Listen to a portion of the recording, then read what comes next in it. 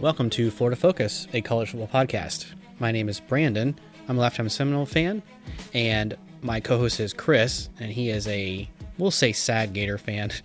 Today we're going to do something a little bit different as far as our recaps go for Florida State, who had a bye and has a game coming up against UMass. But the recap, will be for UF versus LSU. And Chris and I will be back next week together. This week we decided to share our thoughts and opinions from afar. I don't think that Chris really wanted to have a conversation with me. That's just my opinion. But UF falls on the road at LSU, 49-42, the highest scoring game in the history of this series. And man, I really thought Todd Grantham was past the defensive ways where this kind of game would show up. And I don't know if this is an outlier or it proves that there's still some things to be done. LSU is certainly a team that's struggling and just doesn't have an offense that should have done this much. Turnovers continue to plague the Gators, and on a noon game in Baton Rouge, they just fall victim yet again to a lot of the same mistakes they've been making prior to this game. So looking at some stats here, to give up 321 yards rushing is just abysmal, but to give up 287 of those yards to one person on 36 carries is insane, and it might have been a school record if memory serves. The Tigers really didn't need to throw that much in this game to get here. Just 133 passing yards, and Johnson I knew was a serviceable quarterback and could hurt you at times, but I really didn't see the Tigers obviously being this proficient. And for the second week in a row, Florida does score 42 points. So, I suppose that's got to be uplifting at some point. But to constantly have, I'll just finally say it now, a quarterback controversy, although I was hesitant to say it before, I just didn't think Richardson was the answer. You really have to step back and evaluate this. Emory Jones, 1 touchdown, 2 picks. Richardson himself throws 2 picks. And well, you're balanced. You have 4 interceptions to 4 touchdown passes, but that's not the balance we're talking about here.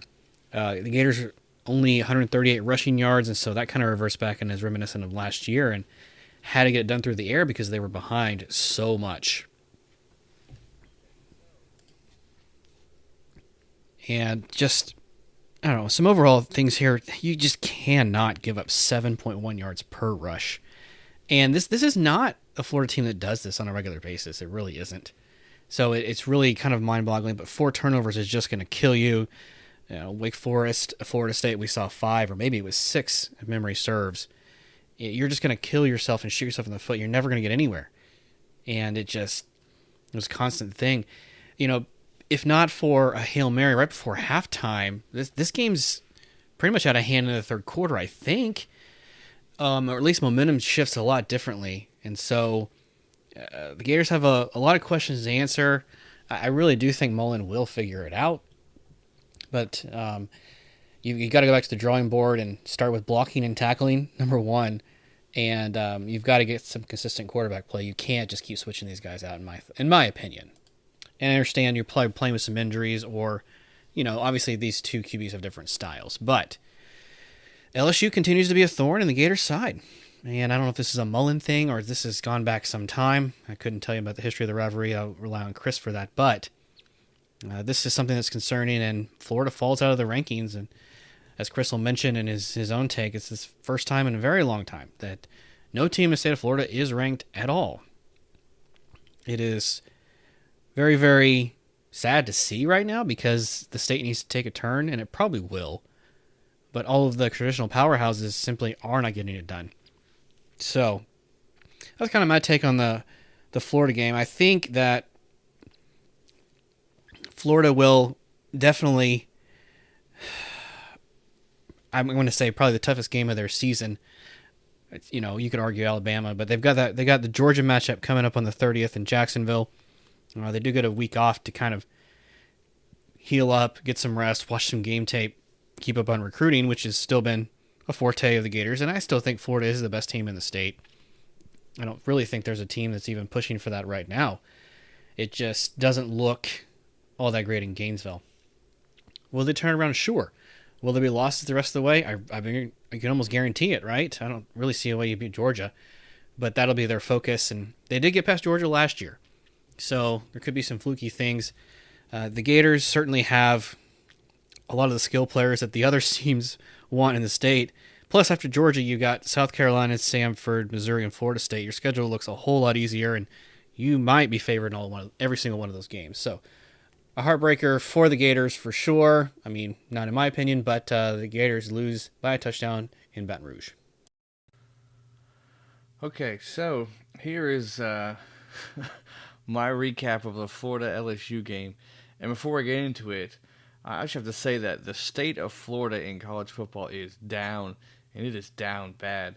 I mean, we have Florida State, as you know, is 2-4 in the season, and just starting off pretty rough, and starting to climb back. But then after this week, Florida has an inexcusable loss. Miami is backtracking. UCF have injuries now; they lose big to Cincy. And this is an interesting stat I saw that this is the first time since November of 2011 there are no Florida teams that are ranked, because Florida and Miami now are unranked. So, man, the state of Florida got it pretty rough right now, but hopefully somebody can get it going, but not this past week, man, because Florida goes on the road to LSU and, again, loses to an LSU team that we should not have lost to. We lose 42-49. And next year, somebody remind me that whenever Florida plays LSU again, to not do a game preview, because it does not matter. It really does not matter when it comes to these two teams. Hey, Chris, this is future Brandon in 2022. A reminder, do not do a preview for Florida LSU, because it won't matter. Okay, back to you. Just when you think you know Florida, you don't. Just when you think you know LSU, you absolutely have no clue who they are, what kind of team they are. I mean, this is like Groundhog Day. The same exact scenario. You have a Florida team who was pretty decent to good, and an LSU team that on the field, off the field, just reeling. I mean, from Coach O and his hot seat and the comments and his conduct throughout this year, the injuries that LSU has had, every major position outside of quarterback was just riddled with injuries. We actually started to get guys that were injured back into this game, yet we find a way to lose to LSU. And it is so confusing of how do we do this. And man, I tell you what, Dan Mullen is now officially on the hot seat in a lot of Florida fans' eyes. I mean, Todd Grantham's seat is burning right now. But it's just another inexcusable game by a Dan Mullen coach team. And this game was a game of two halves. The first half, we see a blowout. Well, Florida is just down big, and we got some points late there, but a frustrating blowout. And then the second half is a shootout. So you have a blowout and a shootout, and we just couldn't pull it off there at the end. It got pretty exciting after the first few quarters. You're like, oh, this is pretty depressing. So the first half started out just like I predicted last week. I don't know if you guys remember, but I said I would not be surprised if Florida goes in first or second drive, they score a touchdown, and don't do nothing, don't do jack for a quarter or two. And that's exactly what happened. Well done, Chris. I always forget just how well you can predict the Gators and how well you know them. So kudos for you for nailing it exactly on how the game started, and I'll let you elaborate on how that happened. We go down, we score, and then we get the extra point blocked, and you're like, this was the momentum. But I think what really killed the momentum, and I'll get into it later, is the third drive. We have the first two drives, we have Emory Jones comes in. Out of those two drives, he gets us a touchdown. And then for the third drive, Anthony Richardson comes in, and it just killed the momentum. After that, we were throwing picks left and right. We couldn't do anything. We couldn't run the ball. It just seemed like we were in control early, and then we just lost control. And I think it was when he came into the game. And I don't get it. I'll get into it later, but it's a head scratcher. we started throwing picks, and then we're putting our D in bad spots, and LSU scores 3 touchdowns in a row, and we get that Hail Mary at the end of the half there. But then the second half, we finally, I think Aaron Jones was another pick, and we finally roll with AR, and he gives us a spark and gives us life, and it's real fun and entertaining. But then a funny thing happened. In the second half, the 2020 defense decided to show up. A defense that was much improved. I wouldn't say they were a great defense, probably not even a good defense, but a decent one. And they're definitely improving this year. But they just stopped playing defense the second half. The first half, we gave up 21 points, but really, 7 of those were the defense's fault because 2 picks ended up deep in our territory. So I didn't really fault the defense there. But the second half, we gave up 28 points, and we could not stop the running game. We just could not stop it. And it was just insane. That counter killed us. It killed us the second half. And, you know, AR he gave us, he put us in a position to be competitive. I think we tied it up at 35-35, came all the way back. And he threw a late pick, which sealed the game for us. But what a wild game. I mean, put this down as a potential for Game of the Year whenever we do our award shows. But just a weird game where you're like, no way this is going to happen again. Yep, it's happening again. No way they're going to blow us out. Oh, they're blowing us out. Oh, we're actually coming back. Why did the 2020 defense show up? Oh, we have a chance. We throw a late pick. And just a weird, crazy game between LSU and Florida. And again, they have our number, and hopefully we can get them maybe next year. Who knows? We'll see. But so that's just kind of like the recap of the game. I'm gonna go through some negatives and then end with some positives, and then maybe looking forward to Georgia and then in the future as well. But I mean, I talked about most of the negatives, but the biggest thing, the 2 big things, are the defense, which I'll get to in a sec, but our 2 quarterback system. We see this with, I think, the Kentucky game. We scored early, switched to Richardson in the 3rd drive, and we stalled out. We see this in this game too, a little bit in the Vandy game. Several games this year, you do good with, or decent with Emory. Richardson comes in, kills all the momentum we have. And I'm glad that Mullen finally in the second half just stuck with Richardson. But it has to stop. He has to pick a quarterback. Boy, I was glad to hear you agree with me on that, Chris. Something we didn't even plan, but a 2 quarterback system, there's definitely a lot of disadvantage. And I'm glad you pointed it out and clarified it for the fan base, because I couldn't put my finger on exactly what the problem was, but it's killing momentum is the biggest thing that you're saying here. So kudos to us on agreeing and being like-minded once again. He just has to pick somebody, because this 2 quarterback, bring him in the 3rd drive, it's just, I mean, any momentum that we have leading up to that is just done. It throws Emory off, it throws Richardson off, it throws our whole offense off. So that's got to stop. The run D, Davis Reese, man, their running back, we made him look like a Heisman winner right there. 287 yards and 3 touchdowns. I'm not talking about LSU as a team. I'm talking about one player, 287 yards.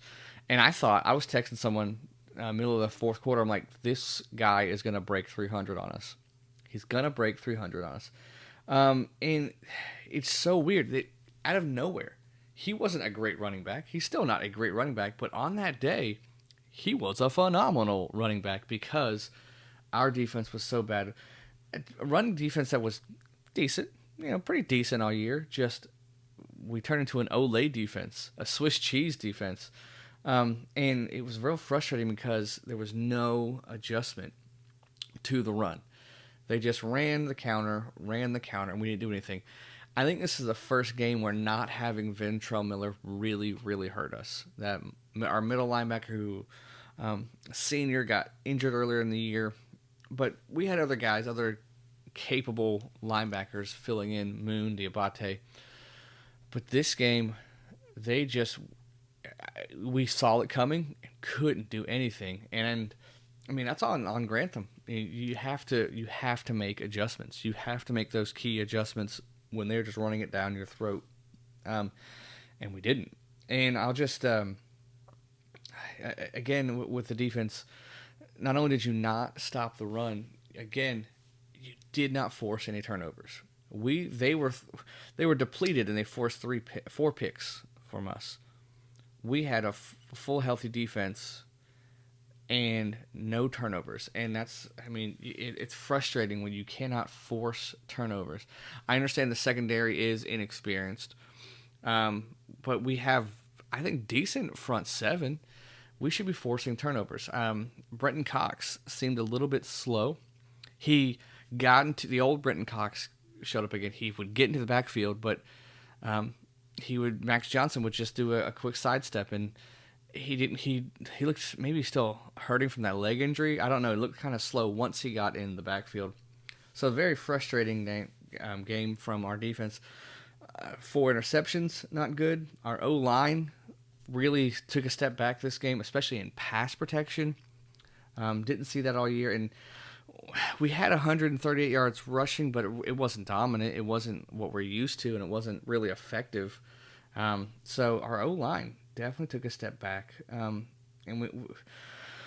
we were a running team earlier. Now I think we've lost our identity. We don't know who the quarterback is. We don't know who we are on offense. And once Dan Mullen decided to go AR, he called a great game. I will give him credit. Once he stuck to one quarterback, and good for him, realizing, hey, this guy gives us the best chance to win right now, he called a great game. And so I will give him credit. But just as a team, everything that I thought we knew about us, thrown out the windows. So very frustrating. There are some positives. I've said his name before. Anthony Richardson, I think, is the quarterback going forward. And I'll get more into that later. But you see in that second half, when it was his team, he provided that spark. I mean, he put up the same numbers almost as Emory, but just watching, he's a little bit more decisive, and he has that pop that you like. Still a redshirt freshman, so he threw that pick when he shouldn't, or a bad pass at the end there, and still has a lot to learn about decision making. But I like to see him. Justin Shorter, wide receiver. I was asking for a go-to wide receiver, and I think he is the guy. He caught that Hail Mary. I mean, man, without that Hail Mary, would we even be talking about a close game like this? It might have been just a complete and utter blowout in the second half as well. So I'm just going to insert it here. This is like the 4th time Chris and I have agreed on something. And let me remind you that we recorded these separately and at different times. So if you're not listening to our show and seeing the camaraderie and the rapport that we have, you're missing out. We executed a Hail Mary and got us a spark going into half. So one thing that Emory did right was that. But Justin Shorter and Copeland also seemed to be some go-to receivers. So I did like what I saw about that. And we didn't quit. We really didn't quit. We came out flat in the second quarter. Everything was going against us. We didn't quit. We got that Hail Mary, and we put up a fight. Now, side story, we shouldn't be in this fight the way that LSU was so hurt, but we didn't quit. So I do like that about our team, and we had a chance to be competitive and win at the end there, just didn't do it. So where do you go next, right? That's the next question, is where do you go from this devastating, and let's not sugarcoat it, it's a devastating loss. Where do you go from that, right? First, I think AR has to start. Richardson has to be your quarterback. Okay, you're going to go against your next game, Georgia, who has a historically great defense, giving up 6.6 points a game. Throw them out, because we're going to lose that game anyways. Might as well for the future, put him in. I think he gives us the best chance to win that game, which we're not winning that game. But he gives us the best chance. And, his first game as a starter as the number one defense, a historic defense. See what he does.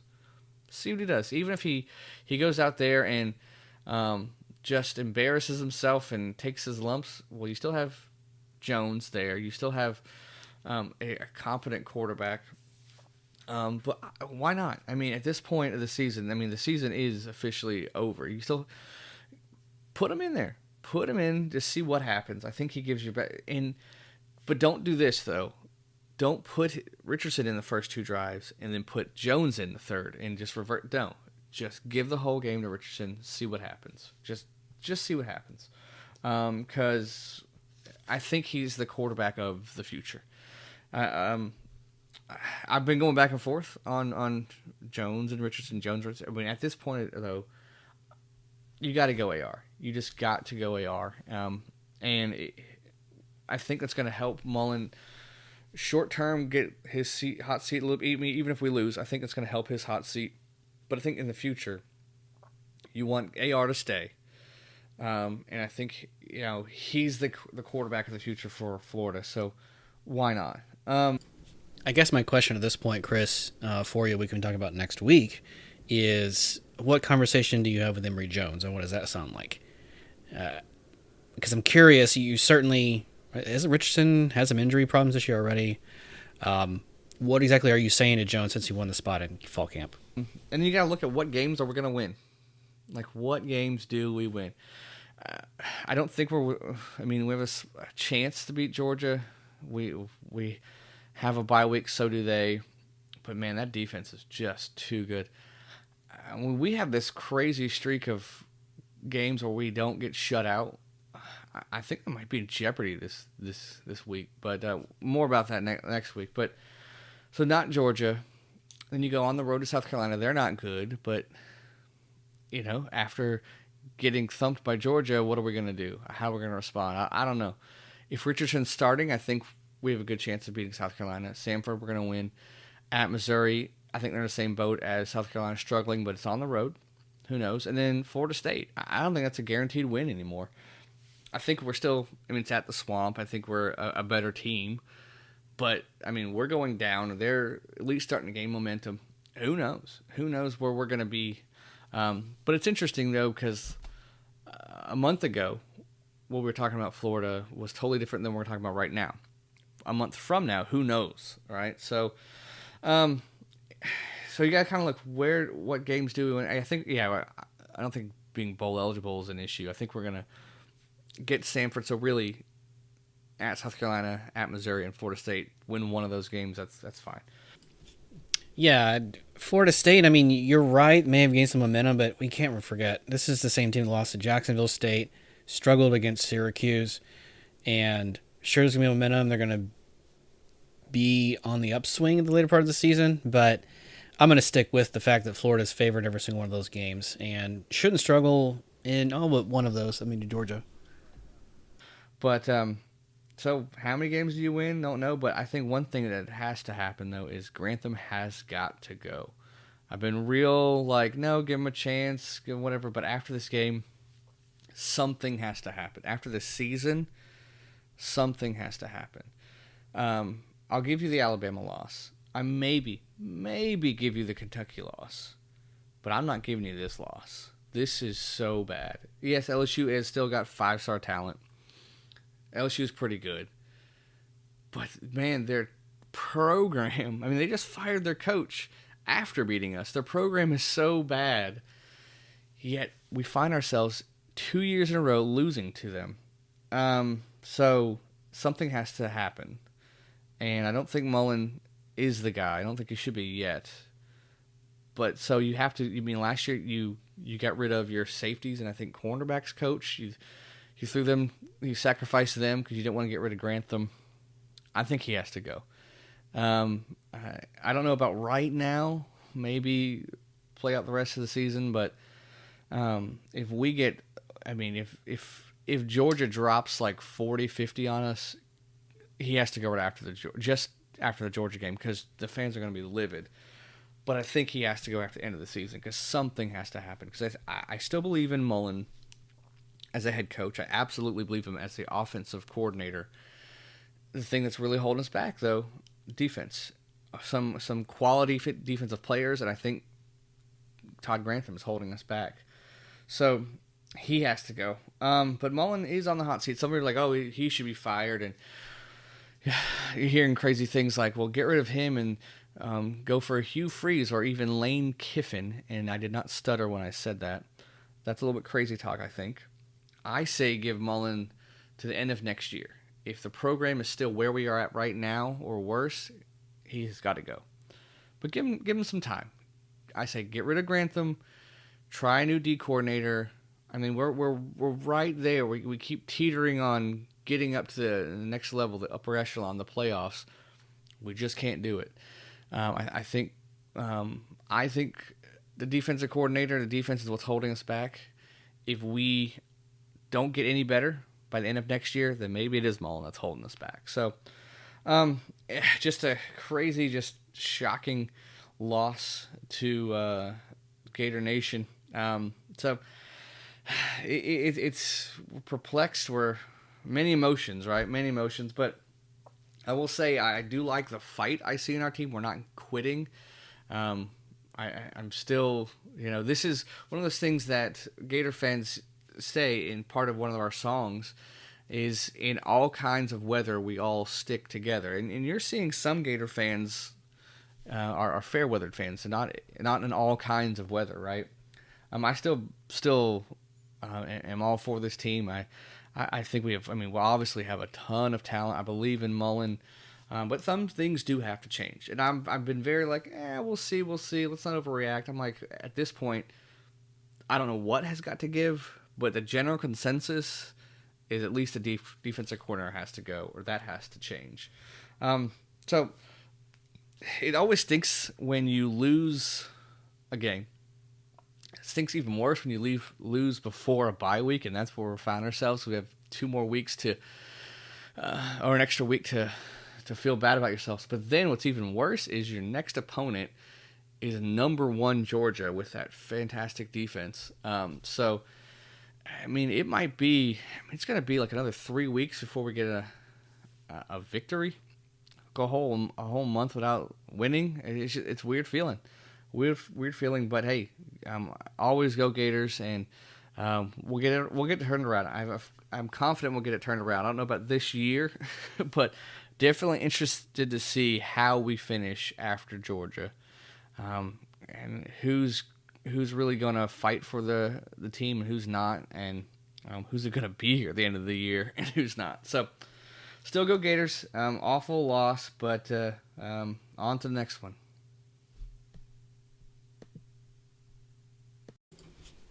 All right, so as I said before, not a whole lot of preview going to be given by me about Florida State versus UMass. They're playing at home. Shockingly, Florida State is favored by 35 points, and that line has moved somewhat this week, but you get the idea. UMass is struggling, and they are not good. Florida State has only actually scored 35 points twice this entire year. 38 against Notre Dame and 35 against North Carolina, a game that they just recently played and scored 33 against Syracuse. So the fact that they're favored by 5 touchdowns and can barely score 5 in a game should be a key indicator. Florida State does win this game, and yes, the comparison will be, well, they lost to Jacksonville State. Should UMass and Jacksonville State be matched up together, Jacksonville State would be favored in that game. That is how much trouble UMass is in right now, head coached by Walt Bell, who was the offensive coordinator under Willie Taggart at Florida State just a couple of years ago. UMass does get 1 win against UConn. I think that was 2 weeks ago. And as I mentioned, that might be their only win of the season. Their schedule may give them another one, but they will not win in Tallahassee. I struggled to actually think about a score for this one. I really don't want to put Florida State to cover this spread. And I also struggle to see what your game plan would be. I think your second half should have your third-string quarterback, Purdy. And you actually do want to save... Travis has been dinged up all season. He's finally healthy. Don't risk that. And we really can't get McKenzie in trouble either, because Joe Purdy's the third string for a reason, and you don't want to have to go to him out of necessity, and it's not like you're holding him on the bench because he's secretly good and you're just going to bring him out whenever. He just needs some development. But give me the Noles 41-14. Not a flashy win, but it probably gets the job done. And I don't know, with the defense, I wouldn't be surprised if they give up more than that, but UMass just doesn't have talent. So real quickly before I throw it to Chris for his prediction, which is very, very short, I want to remind all of our listeners, FloridaFocusPodcast.com is how you can get in touch with us. That would be any way you prefer, social media or email. If you are inclined to give the show, which we have received a lot of financial support from Tyler and Jared, thank you again as always, you can do so at patreon.com/FloridaFocusPodcast. And we appreciate you and all that you do as a listener community, and we hope to give you more content in the future. Here's my prediction for the Florida State UMass game. Florida State big. 48-9. That is all.